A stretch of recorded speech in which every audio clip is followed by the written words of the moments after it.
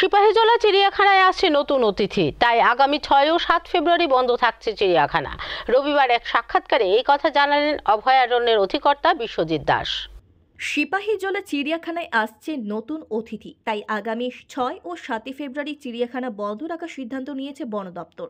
জানা গেছে, সোমবার ওই সিপাহীজলা চিড়িয়াখানায় রয়্যাল বেঙ্গল টাইগার সহ আরও কয়েকটি বন্যপ্রাণী আসছে পশ্চিমবঙ্গ থেকে। আবার সিপাহীজলা থেকেও সিংহ সহ অন্যান্য বন্যপ্রাণী যাবে বহিরাজ্যে।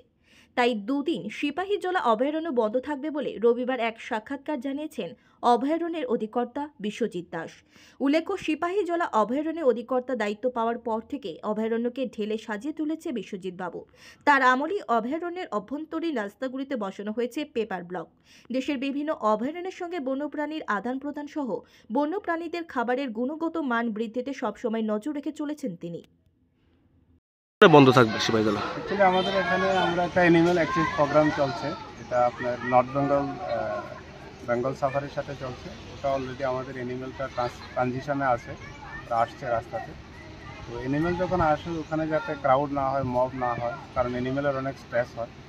ওই কারণে আমরা চিড়িয়াখানাটা দুদিন বন্ধ রেখেছি, কারণ আমাদের এখান থেকে যে অ্যানিম্যালগুলো যাবে ওগুলোর ক্যাপচারিংয়ের ব্যাপার আছে, কেজিংয়ের ব্যাপার আছে, প্লাস ওখান থেকে যে অ্যানিম্যালগুলো আসবে ওগুলোর আনলোডিংয়ের ব্যাপার আছে, এগুলোকে প্রত্যেকটা এনক্লোজারের শিফটিংয়ের ব্যাপার আছে।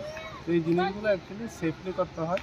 পাবলিক থাকলে গ্যাদারিং হবে, এখানে মব হবে, ক্রাউড হবে, অ্যানিম্যালের স্ট্রেস হতে পারে, স্ট্রেসের থেকে অ্যানিম্যালের ক্ষতি হতে পারে। এই জন্য আমরা আগামী 6 এবং 7 তারিখ দুদিন আমাদের চিড়িয়াখানা বন্ধ থাকবে।